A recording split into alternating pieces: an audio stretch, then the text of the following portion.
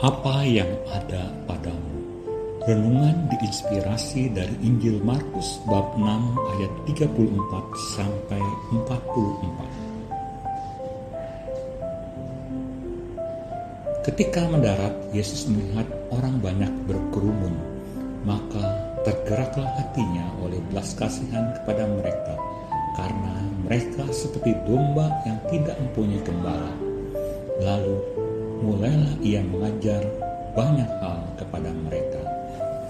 Pada waktu hari mulai malam, datanglah murid-murid kepadanya dan berkata, "Tempat ini terpencil dan hari mulai malam.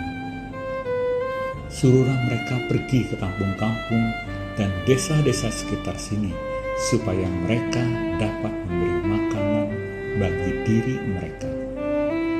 Tetapi jawabnya, "Kamu harus memberi mereka makan."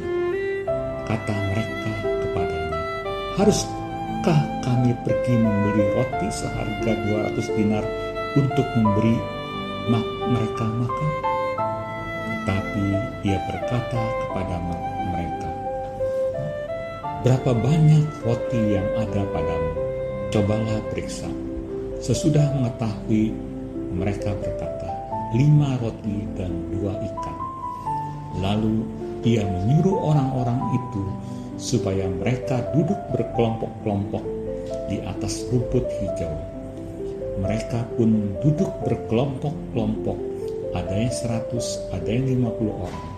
Setelah mengambil 5 roti dan 2 ikan, ia mengadah ke langit dan mengucap syukur, lalu memecah-mecah roti itu dan memberikan kepada murid-muridnya supaya menyajikan kepada orang-orang itu.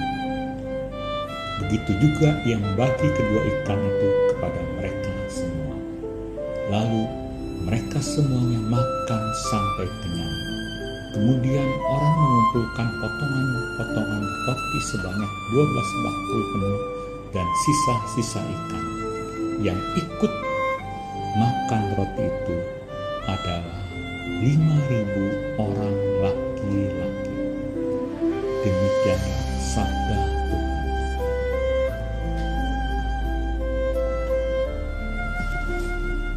Bersamaan dengan ziarah Porta Santa di Vatikan, kami melanjutkan perjalanan ke beberapa kota di Italia bagian utara.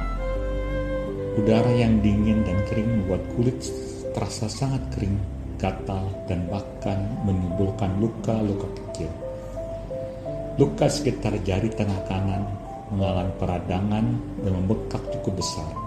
Di beberapa kota Eropa, saya kesulitan mencari salep antibiotik meskipun telah mendatangi beberapa apotek. Dalam kondisi ketidakberdayaan untuk mengatasi persoalan jasmani tersebut, saya hanya bisa berdoa dan berserah sepenuhnya kepada Tuhan.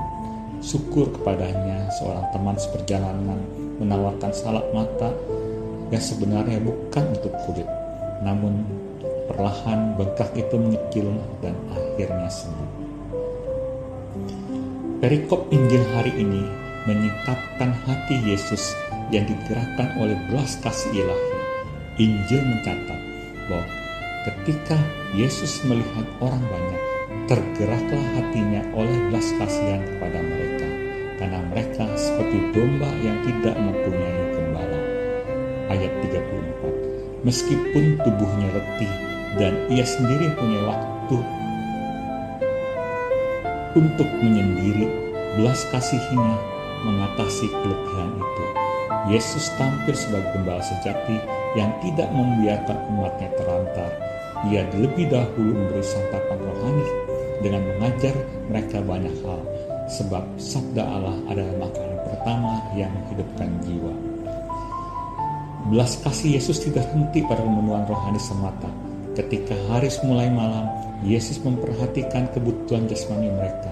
Dengan mujizat penggadaan roti, ia mengatakan bahwa Allah peduli akan hidup mereka.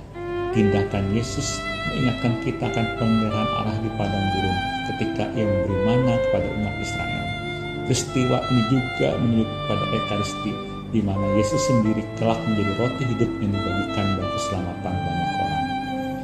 Dengan demikian, mujizat menjadi tanda kasih Allah yang nyata dan berlimpah yang mengalir dari belas kasih-Nya yang tak pernah habis. Ketika merefleksikan pengalaman pribadi tersebut, saya pun menyadari bahwa ketidakberdayaan saya justru mendorong sikap pasrah pada Tuhan. Saya berbuat dengan apa yang ada pada itu, selebihnya membiarkan Dia yang berkarya dan menyempurnakan bagi saya. Marilah berdoa. Tuhan, bantulah kami agar berani memulai kebaikan dari apa yang kami miliki dan dengan penuh iman membiarkan Engkau menyempurnakannya.